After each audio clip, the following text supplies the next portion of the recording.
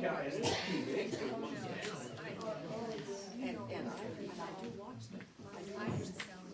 It's almost like, you know, a program's about to start. Everybody quiet it down. Oh. Most people. Girlfriend.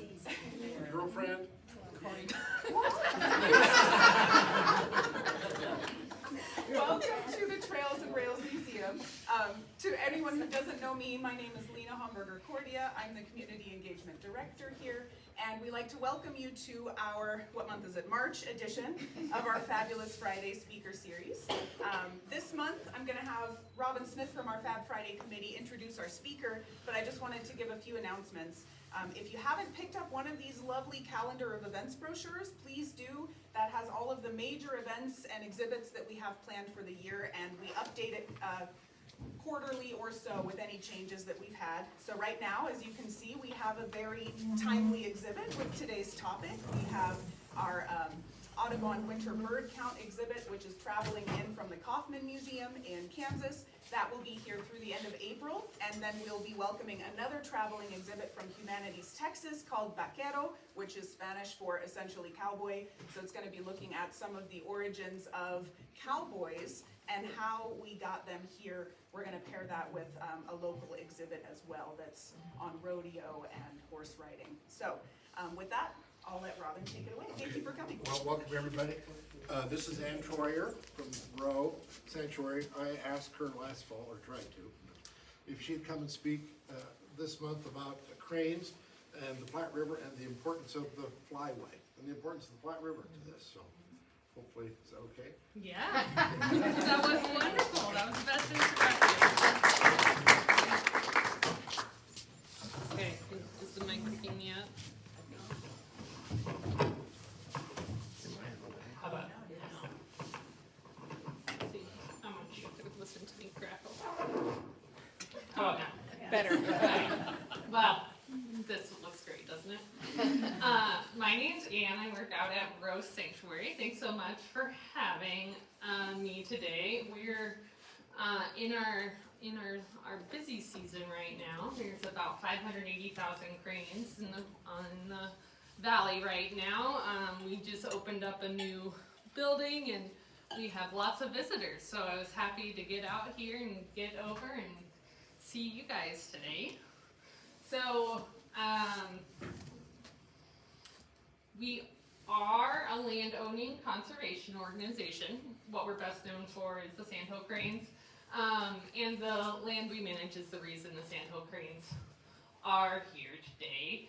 They like this thing we call the Platte River. It's their preferred habitat. So I think I have this is a reference point for you for I know how y'all like maps. So I-80's up here. This would be like the given exit here. That's the little road if you're familiar. And our visitor center is right there on Elm Island Road. So yeah, so this is all of our property here, and there's a little piece off over there that's not all quite together. That's a mix of remnant prairie, restored prairie, and we do own some crop ground still as well.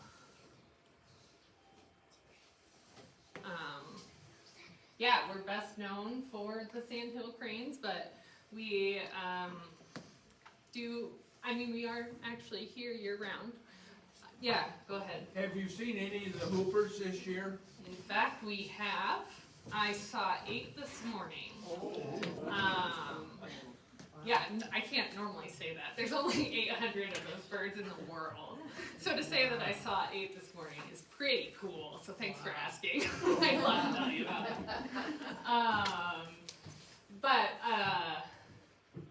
Yeah, our work, we do focus on the Platte River ecosystem. We are here year round. We're doing things, a lot of our land management, and the stuff we actually do for the birds happens when the cranes aren't actually here.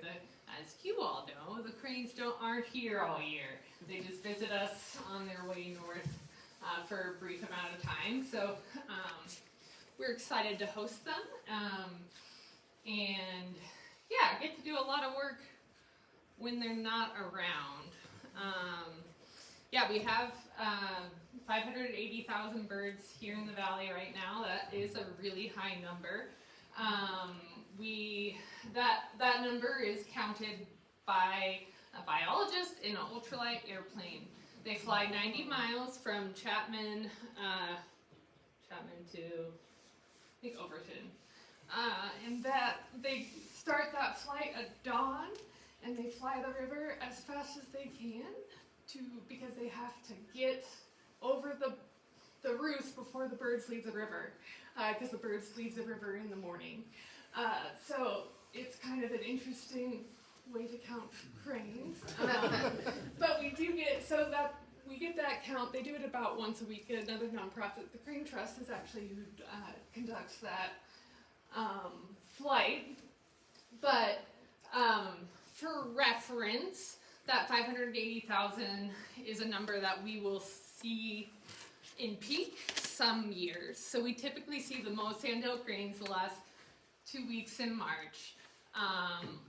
The birds are wild and they like to make us look like fools. Anytime we get cocky and pretend like we know what they're gonna do, I feel like they just hold us accountable and they're like, no, that's not really what I wanna do. So like other years, we'll see this number later in March. We'll see the week earlier was actually 50,000 birds. So we had 500,000 birds come in a week. So that was like that cold snap, and then it warmed up, and that's when all the birds came in. So we'll see what the next counts are. The population has been growing over the years. When I started at Audubon in 2015, they were estimating the population of birds that come through here was like 500,000. They're estimating now it's over 1 million.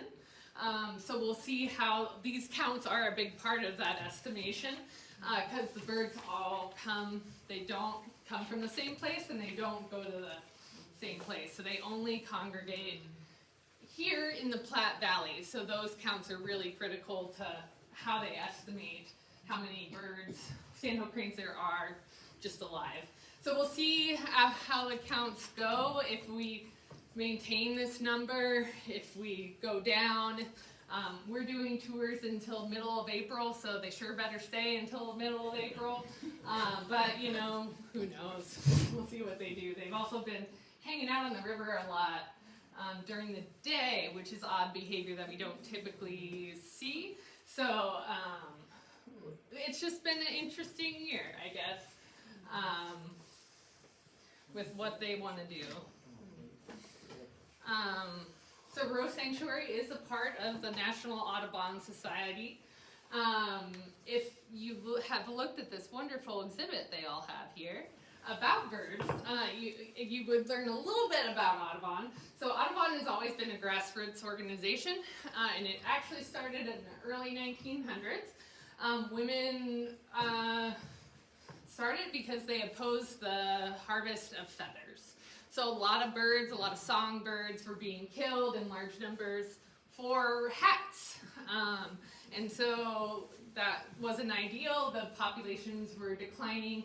And so that's where Audubon came to be, was that those group of women said, very handily actually in this exhibit, they talk about the Christmas bird count, which was Audubon's way of diverting people's energy from doing Christmas hunts. Families would do Christmas hunts for fun, not necessarily really to eat it, just kind of more like a tradition type thing. And so they started what they called the Christmas bird count, and so people went out and counted birds instead. And so that's something that happens still today. There's actually a Christmas bird count that happens here in Kearney, if you ever want to go count some birds over Christmas. It's a really fun project. That's another project that we get a lot of information about just general populations. That's the thing I think that's so cool about Audubon. Obviously, I am biased, but a lot of their work is grassroots. It's a lot of volunteers. It's from the ground up, and so I feel like their initiatives really are meaningful because it's the people who want them, who are doing them, and so that is a cool part. This is our Audubon network here in the United States. Audubon is a complicated organization, which you probably really don't care that much about. But these purple ones are chapters. There's 4 chapters here. There used to be a chapter here in Kearney area, but it's no longer. So there's 3 here in this area. The Nature Center Rowe Sanctuary has kind of replaced the chapter. Our volunteers I think they manifested like what a lot of the chapters are doing. They just help us at our Nature Sanctuary. There's state and regional offices. We're part of Audubon Great Plains, so that's Dakotas and Nebraska. New thing, they've been doing some campus chapters, which is just groups of college kids getting together birding. And then the green dots are the nature centers and sanctuaries, so we're there right in the central of Nebraska. Fun fact, if you're ever in the Lincoln-Denton area, we do have a sister sanctuary called Spring Creek Prairie. It also has a visitor center and is a wonderful place to go. They are within the tall grass prairie ecosystem, and so they have a lot of plant species we don't have. So if you're a plant nerd, it's a great place to go. But yeah, so that's we are a part of that network. Sometimes we actually have enough of a name that sometimes people know Rowe Sanctuary better than Audubon. But we are part of that organization as well. This is a picture of the Platte River. I think this is on our 5-mile stretch of river. As you can see, the sandbars were well known for that. You know, the old adage, the Platte River was a mile wide and an inch deep. So these channels constantly change. This is the habitat that the sandhill cranes prefer. There are a lot of other species that use this as well. This is kind of how we do our conservation. So we own land, we manage that land for various priority bird species, which we'll see on the next slide. We do focus on a diversity of wildlife, so you hear a lot about the sandhill cranes, but that isn't the only thing that we have going on that we are using to make our decisions. A huge issue is water. The Platte River is used for lots of things. Wildlife use it, farmers use it. So that's something that is really important to us. It's a very important thing for the sandhill cranes is that water flow. The Platte River went dry, what was that, 2 years ago? I think it went dry on our portion of the river. It was right after summer camps. I remember the summer camps for like trying to dig through like 2 feet of sand to get to the river. They did get to the river, but it was dry, and then it was dry into October. So that's something that we keep an eye on. And then, really the big thing that we're doing is trying to create resilience. We know that nature has survived for a long time, and that these species know what they're doing. So we are working with them, trying to create some place so that they can survive and thrive. These are our priority bird species. So I don't know how much of a bird nerd you are, but this is the whooping crane that we talked about earlier, the one that we had 8 on the river here this morning. They are an endangered species, federally listed. They're actually a very good example of what the feather trade did to a species. There was, I think, like 15 individuals that were left in the early 1900s. And now that population has rebounded back. They're at about 800 in the live. There is a captive population and a wild population. It's a fascinating story in itself. But these are some of the other species that are a priority. This one's probably one, well known, the bald eagle. We have some of those paired bald eagles that nest at Rowe. The meadowlark, that's our state bird. Bobwhite. Bobolink is what I think a clown would be if there was if birds dressed as clowns. They would be a bobolink. So that's one of our grassland obligate birds that we especially care about. These are some of the issues that we're facing.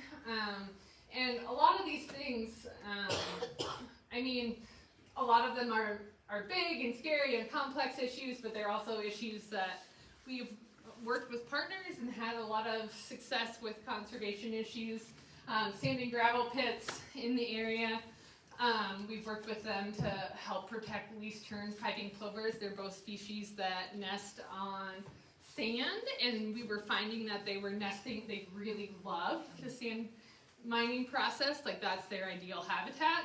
And so conservation organizations here in Nebraska have been able to partner with them and kind of help them to identify those nests, like let them raise their nest, and then like after they're gone, then they continue to do their mining there.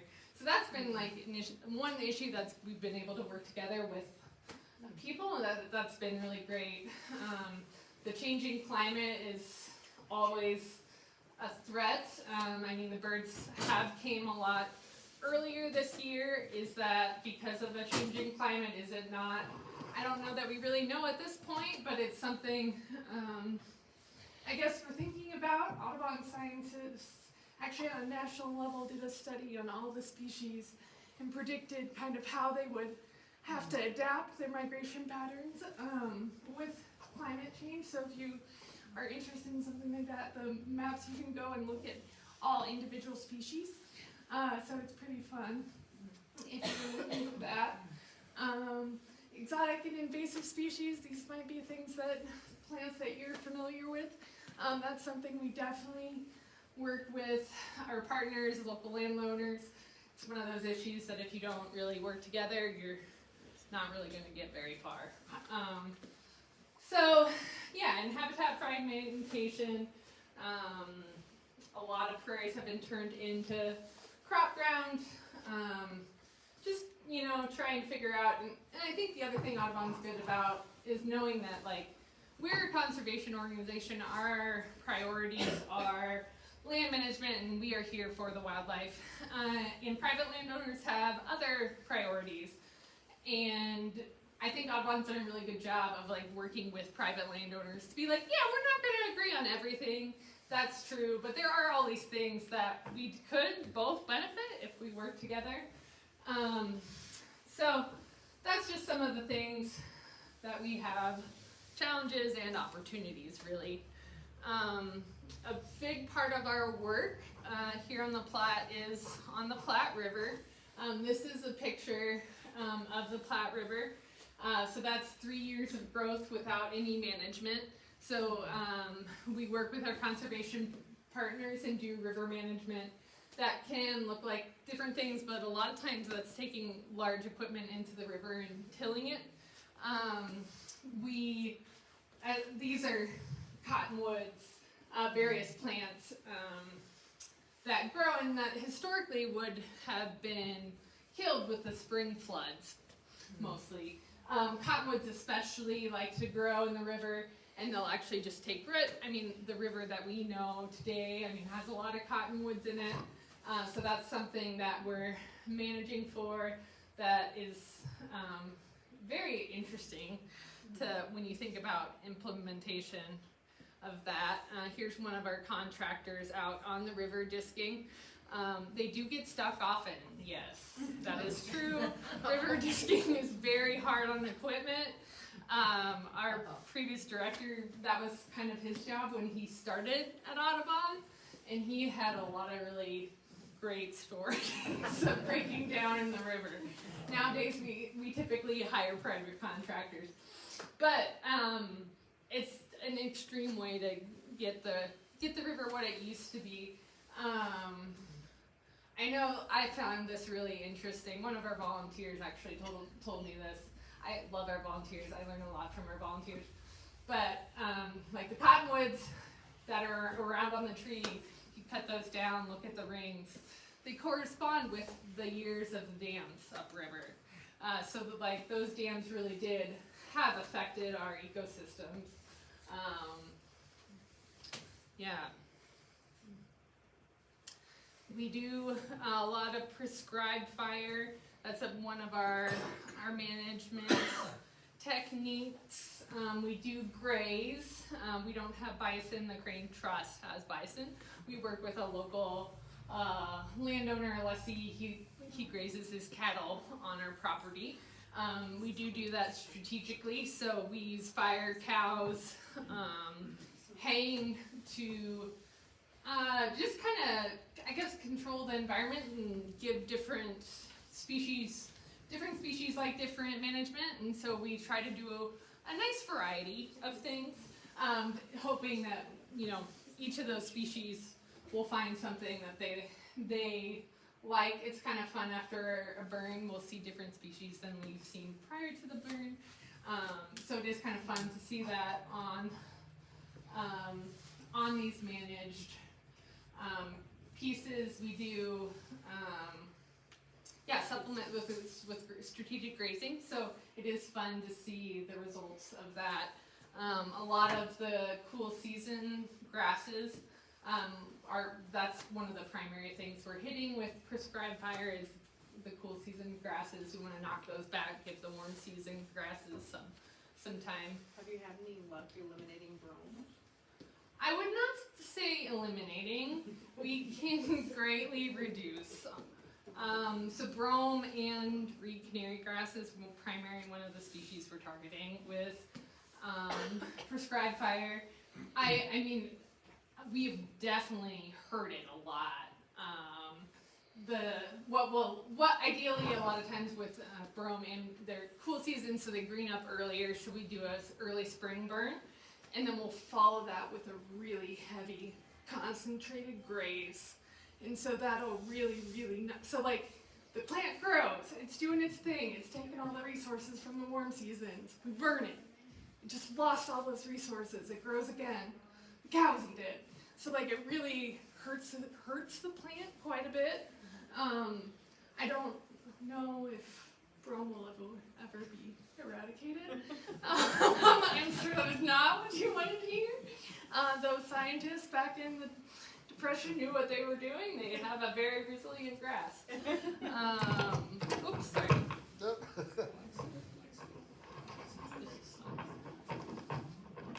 Okay. Can you hear me still? Yeah. And this is one of our biologists out managing or monitoring plants.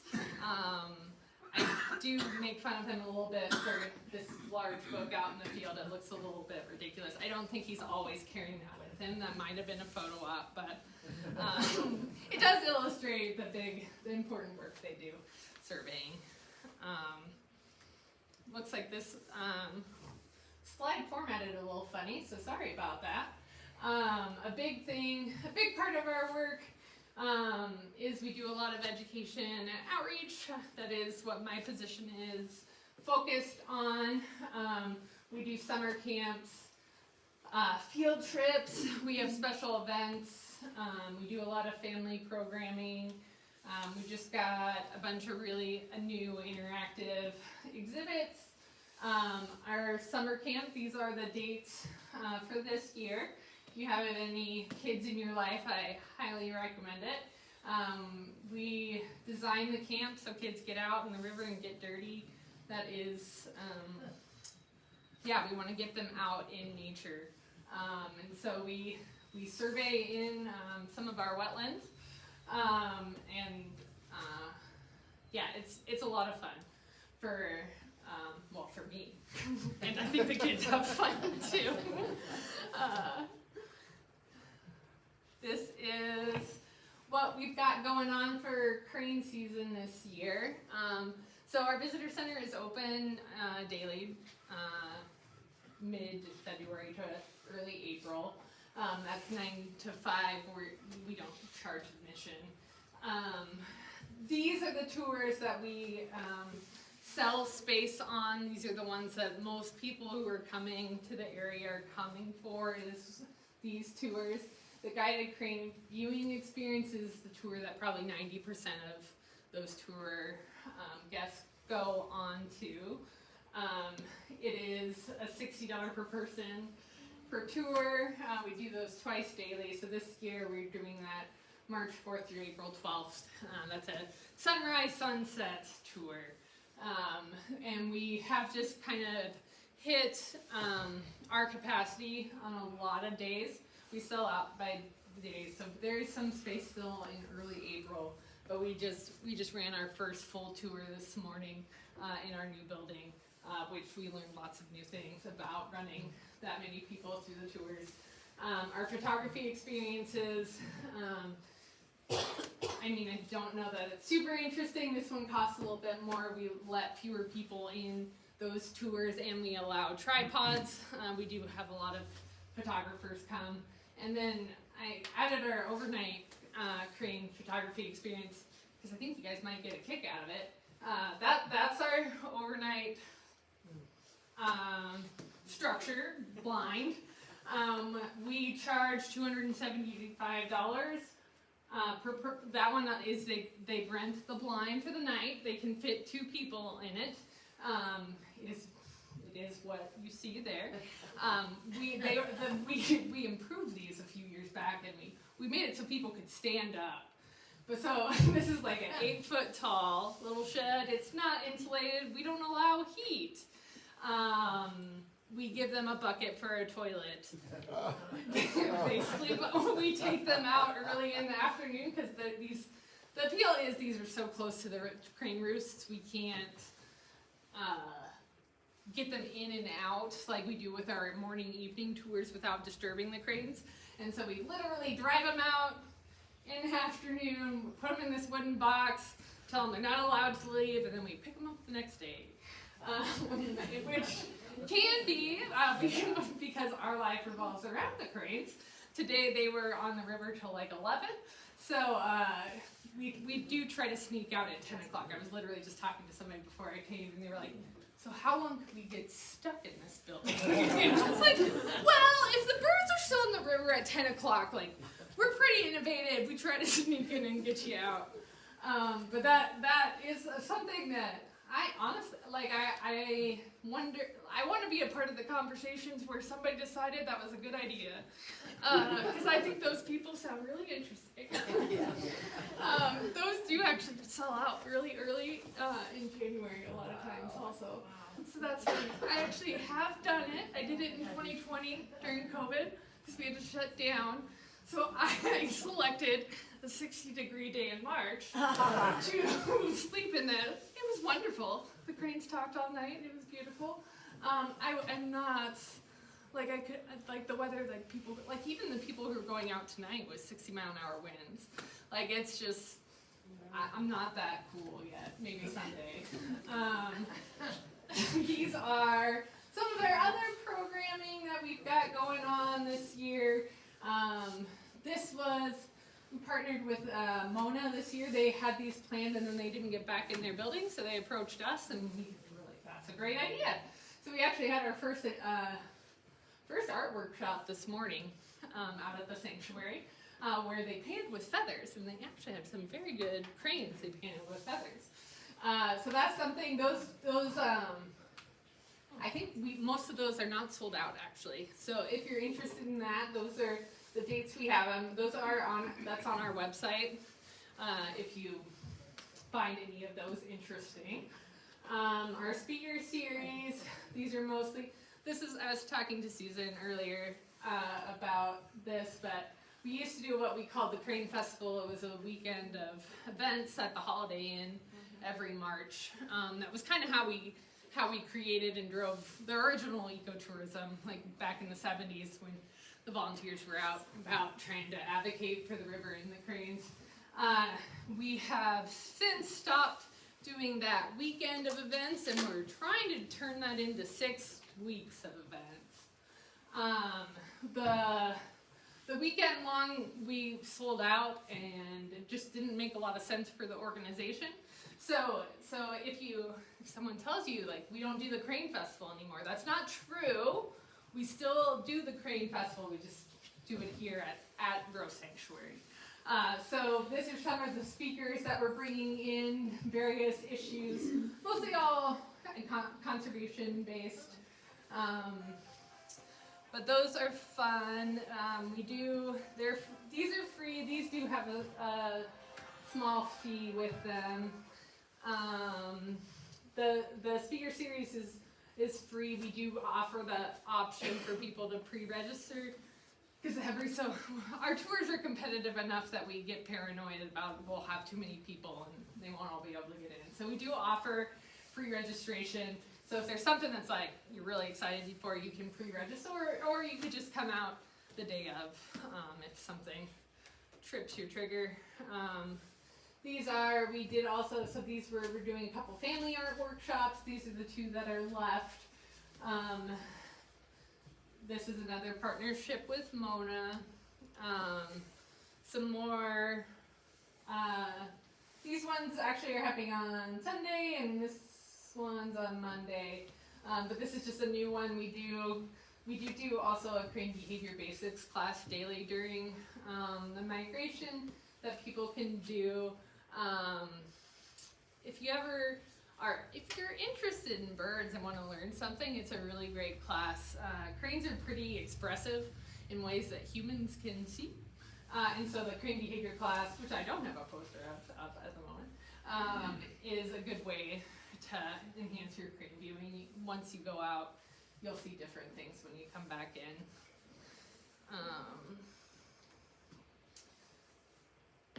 We rely heavily on volunteers. Our volunteers help with everything at the center. That is a good and bad thing. Our volunteers do clean toilets. They also help us with prescribed fire, so they get to do some fun things. We really couldn't function without them. Most of our staffing is really provided with volunteers. Some of the things we've done, we do some prairie seed harvesting. So if you're interested in prairie species, it's a really fun way to learn prairie species. I am a plant nerd, so I love prairie seed harvesting. I like it because I feel like I get to know the plants on a personal level, which also shows how much of a nerd I am. But you got to figure out when they're blooming, when they're going to seed, where do they like to grow? How do I seed this in a way that they grow? So if that's something you're interested in, that's a really great way to learn a lot of things.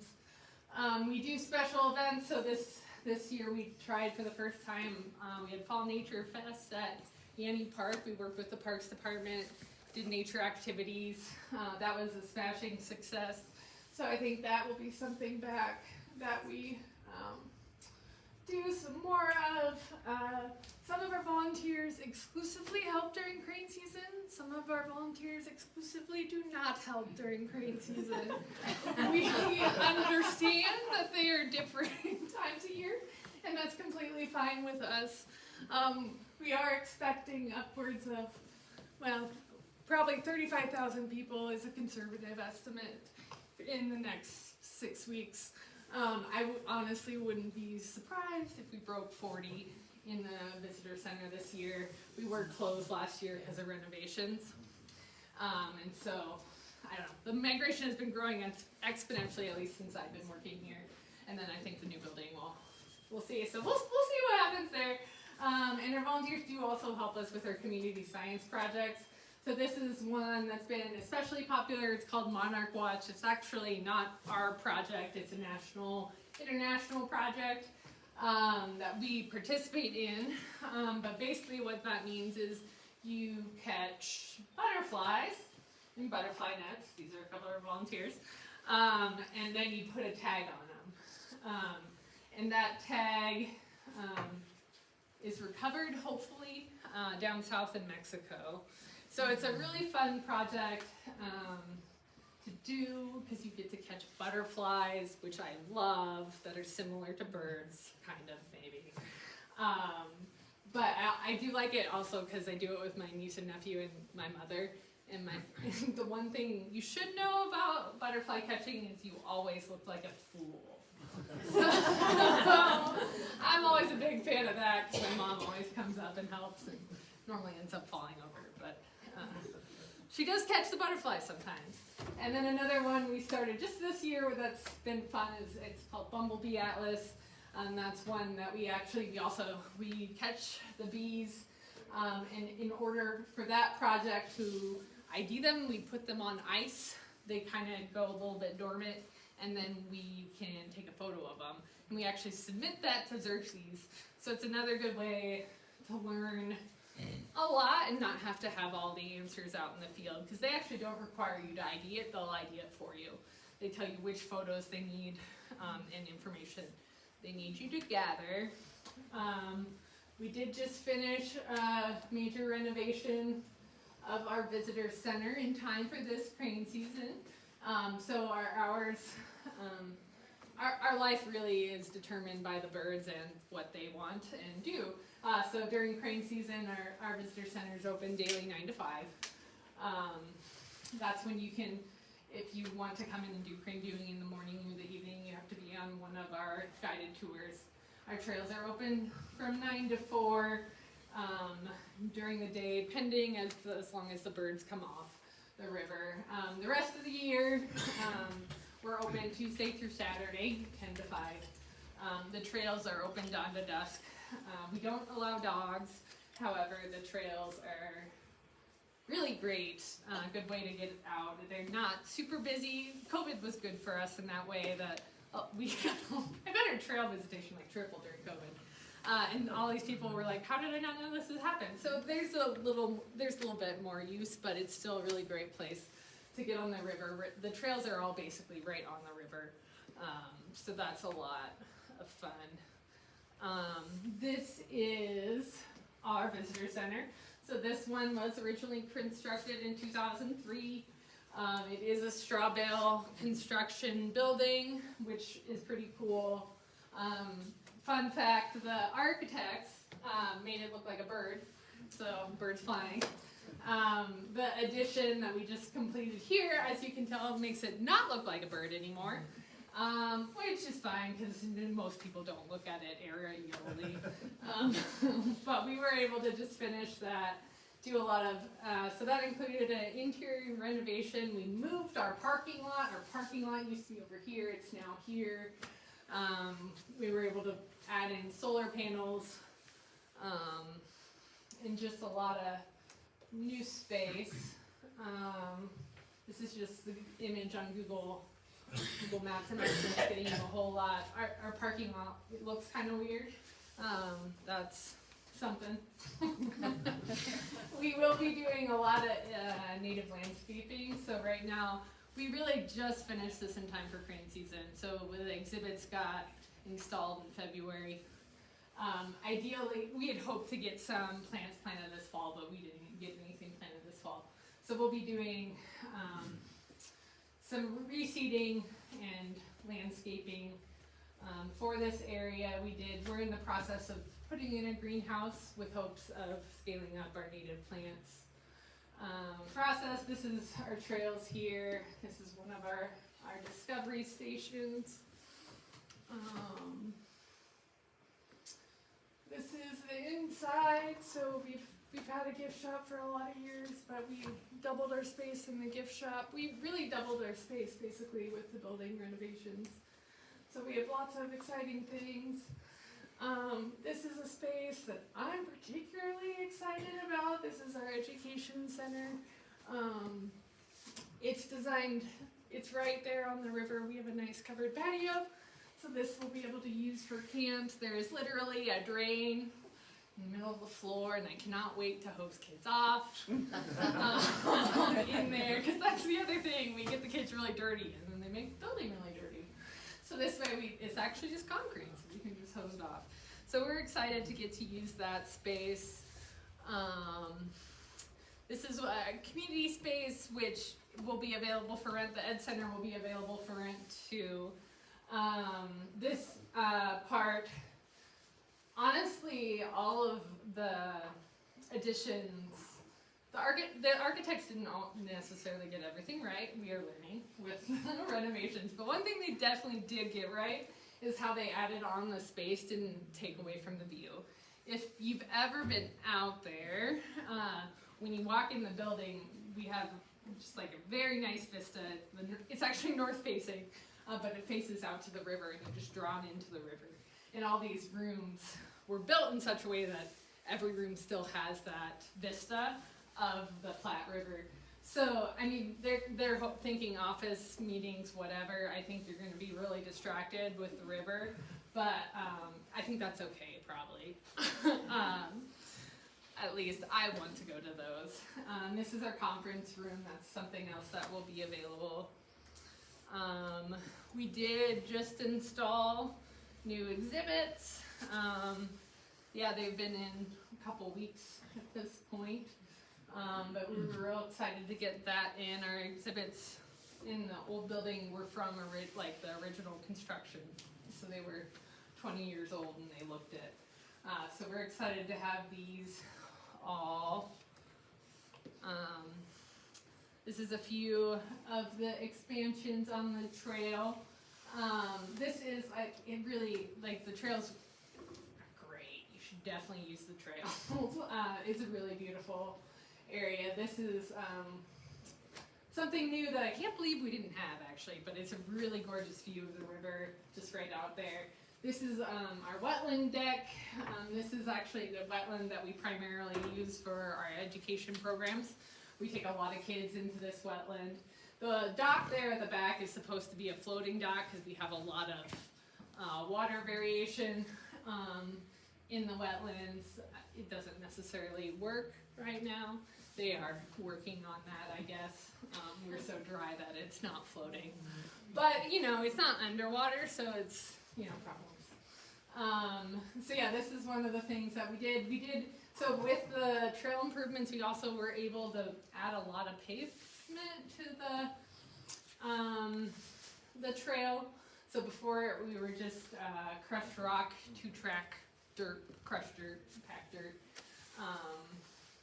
And so now with that, we were able to add it so that that solid line is pavement, and then the dotted line is either prairie or woodland there. So we've got, right now, we don't have our eastern trails open. Those trails go for like, you could go up for like 2 miles easy out there, which is why we have them closed, because we don't have enough eyes to monitor all the crane watchers with that much space. So we don't let people out there this time of year, but that's a really fun place. The rest of the year that we have open and available, this is about a half mile of trail on that high trail, and then all those loops are additional. On here you can see there's our wetland deck. So the wetland deck's about a quarter mile from the center. Our discovery stations, those are what we use for the guided crane watching experiences. So people are walking a quarter to a half mile out to do those. Those new discovery stations were designed so we can use them year round. They were put in 2019, in time for the 2019 season, which if you remember 2019, there was a lot of flooding and our road fell apart. And so we had to cancel a lot of tours, and then COVID happened, and then blah, blah. So anyways, we haven't gotten to use them a lot, but this year we were able to do our first concert out at one of the discovery stations, and that we actually ran off all their mics and everything off of the solar pack array we have. So that was fun. So we hope to do a lot more of that. Those discovery stations were designed so we could use them for much more versatile than our old blinds. The old blinds were pretty dark, dingy, and gross. A lot of mice lived in really, if I'm going to be honest. So these new ones we are hoping to use for a lot more things. We'll use them. They've been nice shade structures for education programs. So we're excited about using all that. Yeah, does anybody, I didn't go too heavy on the cranes. I wasn't sure how much crane yakking you wanted. So if you have more crane questions, I can definitely answer that, but does anybody have any questions? You said there's about 1 million, so they know historically, is that about average, or the numbers? Of birds, like the population? Population? So when I started it, so we see about 80% of the sandhill cranes in the world. When I started back in 2015, the population was 500,000, so it's like doubled since then. I would say that is high. I don't know that we have like a lot of really great records onto like what it was. I mean, like there's crane fossils from 9.5 million years ago. So they've been here for a very long time, like this. And the thing the cranes do is they kind of all come in from all over and go out. So like how long they've been doing that, that's more of a construction of our land management. The birds come in because they like the river. So like what that population is, I don't have a good answer for you. I need to ask somebody at work because I'm not 100, like we might actually know that. I personally do not. So I would say they're doing better. They've always been a lot more than whooping cranes, if you're comparing the two. But there definitely always has been more. And then why, they funnel into this area of the Platte River, historic for 50, 60,000 years apparently. So was it because the river was always flat and had all the sandbars and that was the only place basically, or what was, you know? Yeah, so they really like the Platte River. So like the hourglass effect would be more of a result of urbanization, channelization of the river. So like historically they would have been just using the Platte River. Oh, You know how long it they just like that habitat. So like actually the whooping crane is an endangered species, and this section of the Platte River they didn't know anything about whooping cranes when they found out there was only 18 of them. Like they don't really know much about behavior. They didn't know where they nested. They only knew where they overwintered. And so like anything they knew that's what they had to stick to. And so there was a lot of reported use of whooping cranes on this portion of the river. So because of that, that was prioritized as a conservation priority. And so the conservation organizations, like this 90-mile stretch, we've been doing tree clearing. And sandhill cranes like the same sort of habitat whooping cranes do. So that's so like this congregation, intense, like million cranes that everybody's coming into is a result of that, and isn't necessarily a great thing for the population, especially with bird flu around. That is really vulnerable for a species, for all of them to be so close. So that is kind of the byproduct of what it is. There has not been bird flu detected in the sandhill cranes who are here. It's gotten into the eastern flock that they see like in Indiana, Minnesota, Wisconsin, and they're having a lot of fatalities from. So it's definitely still a threat, it's a worry, but at this point we're not seeing a lot of like the symptoms, and we don't have any confirmed cases. So that's a fun fact, I guess. The people really like all these birds all together, but it does make the birds vulnerable. Okay. So I was out there yesterday, and you had mentioned that the birds are on the river. And I've probably been going out 20, 25 years. That's the first time ever in the day that I've seen birds on the sandbars. And it was just, I'm like, what is going on? And there weren't just 5, it was thousands. Yeah. Yeah, yes, it has been very, like I've been saying this for a couple weeks now because the birds have been doing this for a couple weeks. It's very abnormal behavior. We will see, and actually we don't really see a lot of birds right in front of the center, and even how close they are to the center has been strange. Like that's why people go out to our discovery stations, is because that's where they like to roost. We do see birds staying on the river longer in the day in April sometimes. Our theory on why we do that is because each of these birds are coming in to gain weight so that when they get north they can go directly into nesting. They're opportunistic migrators, So they only migrate when the wind's on their back. And so once they've gained the weight they need to, sometimes they're just hanging out, chilling out on the river, socializing. This is the only time, like the rest of the year, that you see a pair, a family, three cranes. So like this many cranes at once just happens here.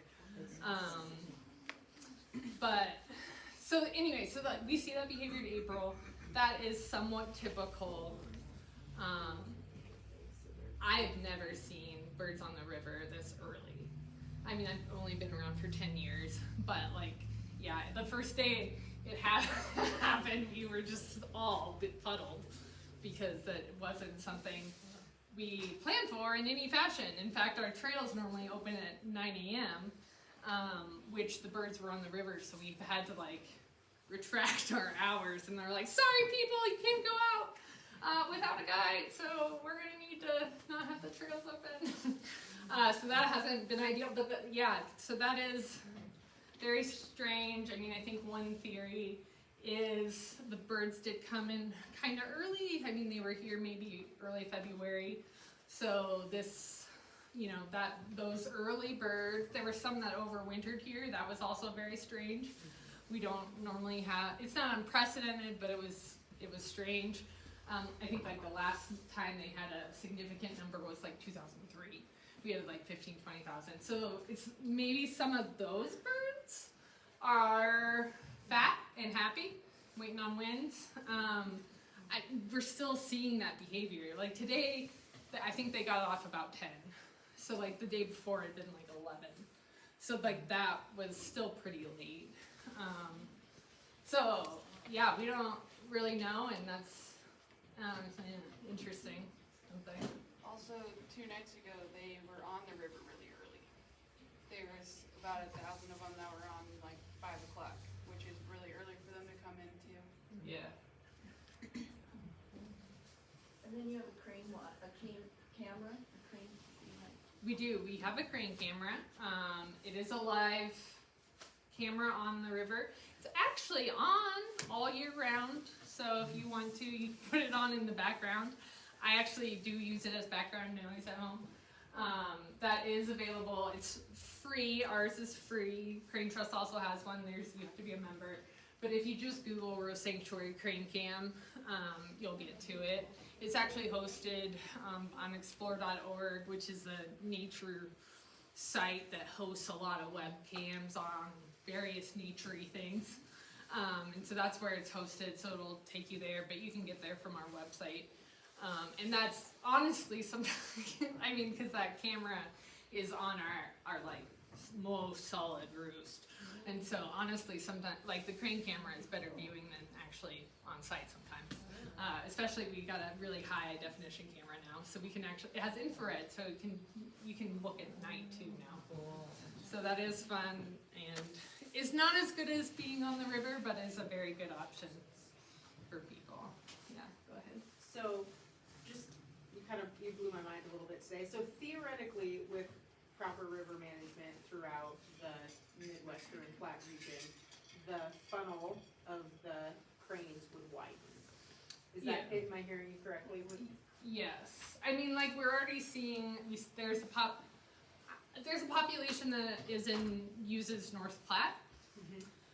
So there's about 200,000 birds that congregate there. And so that's kind of a new phenomenon. So like the birds are like obviously adapting.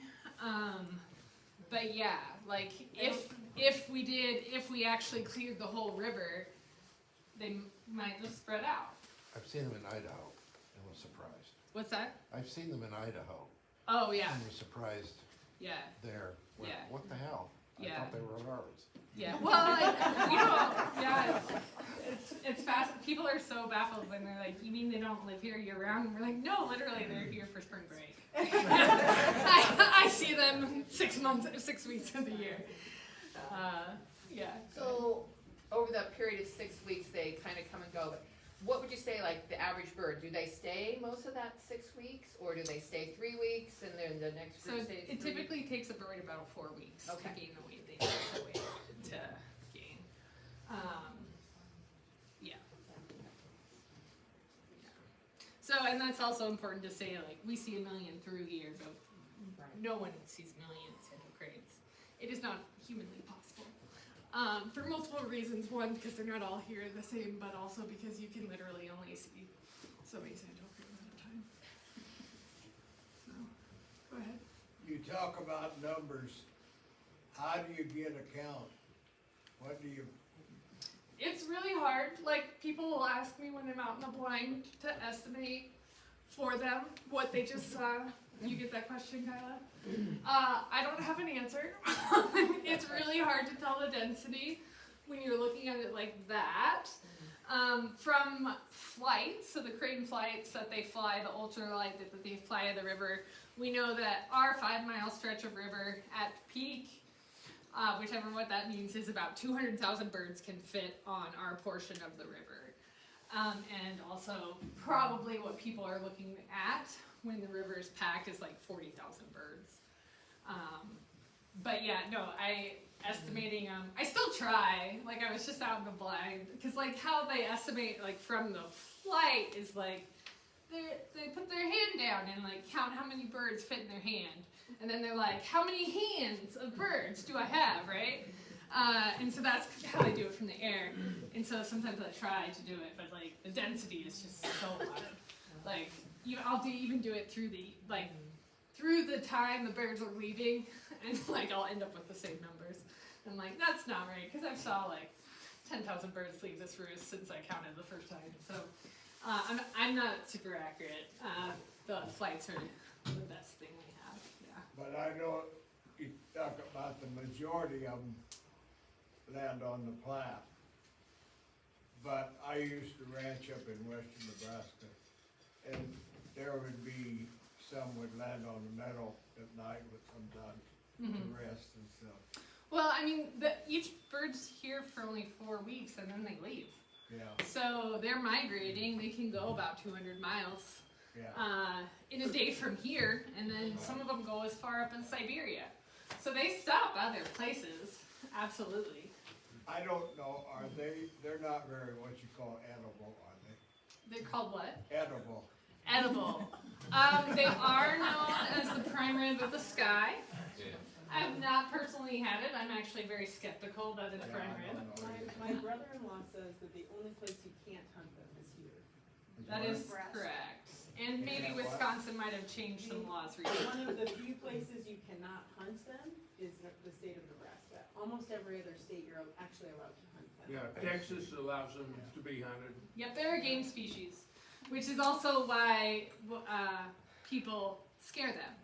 So that's why we take people out in the discovery stations. I know, right? It's novel. We had these birds out on the river in the middle of the day, and all these people wanting to go out. So I got to go out and sit in the blind and babysit. I mean, watch it, hang out with visitors. And you know, we were doing really good. I'd been out there for like 2 hours. People were coming and going. We know what we're doing. We have the discovery stations. Like, they've got blind, like, we have things to disguise humans, like we're used to humans. And I was like, just thinking like, man, like we're doing really good. We probably had like 50 people in and out. We had birds hadn't spooked with a person. And I looked to my left, and there's 2 people walking the sandbird out to the river. And it's just, they are such big birds, such loud birds. Like, I get why you are drawn to walk towards them. But that is something that is hard for people to understand, is that they are hunted wild game birds. And if you walk towards them, they're gonna fly away. In Nebraska, the reason, isn't that because they're all kind of congregate and you're really disrupting them in this case? Yeah. I sit with people that can't figure this out, why, and have this I mean, animosity to them. Honestly, I like, if you're a hunter and you prioritize sportsmanship, hunting sandhill cranes here doesn't seem very sportsman. Like, honestly, I mean, like, that's, I mean, but, yeah, that's why, I mean, we have 80% of the population here, so you could decimate that pretty quick. I wanted to ask the diet of the bird, and do the farmers object to them in the fields? I mean, are they harmful? Can they create any harm in the fields around the river? Yeah, so around here, not really. For the most part, they're eating waste. Okay. So like 90% of their diet is waste corn. People sometimes ask me like if like the farmers leave corn, or if like the quality of combine and whatnot affects the cranes. Fascinating questions that I wish I had an answer to, but I don't. But for the most part here, it's not really a conflict. Honestly, it's just because it's in the dormant season. So we only see these birds in March and April. I mean, farmers might be out tilling their fields. Most people aren't planting before April 15th, and those birds are gone. So honestly, I feel like here locally, the crane watchers are more of the conflict. But I keep thinking of the centuries, like 3 or 4 centuries ago, we didn't have that corn Yeah. along the Platte River, so Yeah. the diet was different. Yeah, so they were out in the prairie, tubers, insects. They still need, they need 10% of their diet still comes from the wet meadows. What they're getting from the prairie that they can't get, and they're very adaptable. That's why they've grown so well. They've really adapted with corn. But the thing they do need from the prairies that they can't get from the fields is calcium. So the snails, things like that in the wet meadows. Some other states like Colorado, Wisconsin, they do have more of a conflict with farmers and sandhill cranes. And that's because the cranes are there when they're planting. So like the farmers would be planting and sandhill cranes would be like following after the planters. As you can imagine, the farmers were not happy about that. Reasonably so.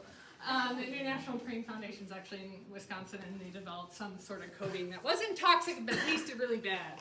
So like there's lots of things like that. Like in Colorado, I once went to a festival that they threw for, I think they had 800 birds. So that was enlightening to see an entire festival thrown for 800 birds, where if we had 800 birds, we'd tell people not to come, there's nothing here. But they had a whole program that was like corn for crane, and like they would actually leave corn in the field for the cranes, because they were in their fields harming their crops. So we don't have that problem here, and that's mostly just, yeah. You answered that they're loud, are they smelly? I haven't interacted with a lot of cranes that closely to know if they're smelly. Yeah, I would not say I've ever, I would smell the cattle around us more. I don't know if that would be, if that could be, mixed up. I know there was a study done by, I think it was a UNL student, about poop in the Platte. And there's a lot of it in it. I don't recommend swimming this time of year. So I don't know about the smell. I've never noticed, but there is a lot of it. Yeah. Egrets come in from the area, they just. Yeah, I guess I've never had that. That's a good question. I'll have to think about that some more, but right now my answer is no. Because I do think there's so many of them. I don't know. There's other things I notice about them, but I've never noticed the smell. So I don't know. I have 3 sons, and they all participated in the summer camps, the SOAR. And I always said, if you could measure learning by how dirty they were, they were very successful. I mean, as a mom washing those clothes. I know, sometimes I do feel a little bad. I'm like, yeah, go get in your mom's van. Should have told you to bring trash bags. But they have an awesome time. It's well worth. It's a really, we're really lucky. I get to do a lot of those programs, and it's just a fun place, man. You've got the whole river and all the prairie. It's how can you not just have a blast? So it's, I love it. The kids love it. We like doing it. Yeah. what's the, you said you were burning off the brome grass, is that because, I know it's not native or whatever, but is that because it's killing off the other, a natural, something there? Or, okay, I didn't know what. Yeah, so, I mean, we actually don't just hate it because we hate it. A lot of, like, producers, like, their problem with brome is, like, it'll outcompete their warm seasons, so then nobody, like, all the brome, the reed canary grass is a cool season, and so it grows, sucks up all the moisture, and then they don't have any feed for their cows in August. For us, it's outcompeting the plants. So like for us, we're looking at it as an ecosystem approach. So like basically what we're trying to do is just to keep things fair, basically. Brome's a bully. So what plants would you looking at buffalo grass or? So buffalo grass would be a great one. I mean, really, That like, would be, we're trying to suppress the brome to make it fair, basically. So we don't think we're ever going to get rid of brome. Honestly, brome was native. I mean, it was bred to be the super grass that it is today. But like mostly what we're doing with our management is just trying to keep it fair so that everybody can survive. So some of those, like the brome, it can take all the nutrients early. Like it has all these unfair advantages to the local native stuff. So like that's mostly what we're doing. With all our invasive species control on a holistic level. It's also, you know, state law to manage your noxious weeds. Brome is not one of those. But, so, did that answer your question? okay, so what would you prefer to see? What grass or weed or flowers? I guess I'm thinking too, you know, native flowers. Anything. Oh, anything but brome grass.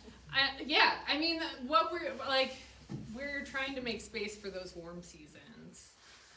So the big blue stem, Okay. Indian grass, any of our Okay. goldenrod, milkweed cows love. It's a later. So, so I guess we're not really selective, and that's one of the reasons also brome just is so strong. It can Takes grow in off. so many different places, and so that too is like, we're just, whatever is not brome. Really. I mean, it's, if you've interacted with brome any at all, it's just a very aggressive plant. So Makes nice Yesterday, hay. when we were out there, one of the guys was pointing out all the little blue stems, and she was just ecstatic that, oh, there's little blue stems. So those are native grasses, and so that's what they're trying to get back to those prairie grasses that. and I would say, I would add to, like cows like the other grasses and the other species. Like a lot of farmers will look at their pasture and be like, well, this hoary vervain is my problem. I've got a lot of it. It's taking over my pasture. But they've grazed everything out. And so, like, the cows really like the forbs. Like, cows love milkweed, which I find very ironic when I see farmers spraying it. Like, they will go out straight to the milkweed plants and eat those all first before they eat everything else. So that's just a fun fact. Just in the interest of time, if there's any more, I think we have time for one more question, and then I'm sure Ann would be happy to answer anything else one-on-one, but do we have a last one? I got one. Did Jane Goodall come to there and say this was like the greatest, maybe not the greatest bird migration in the world, or you can only go to Africa and find something similar? She did. Literally, we have a volunteer right now who's friends with Jane Goodall. And the reason why he volunteers with us, he's in his second year, I think. I hadn't actually met him. We didn't cross paths last year. And when we do our guided tours, we introduce our guides and have them say a little bit about themselves. Like, some of them are local, like Highland McGregor's, but a lot of them aren't local. And so they all have fun stories about how they came to love cranes and why they're here and all these things. And I was actually taking out some of my college friends, and David was introducing himself, and he was like, so how I came to the Platte River was I was backpacking in Tanzania with my friends who were working with Jane Goodall, and we were having supper one night, and I said, Jane, in all the world, where should I travel? And Jane said, the Platte River. And she said, huh. And so anyway, so she is here currently, David said, yes.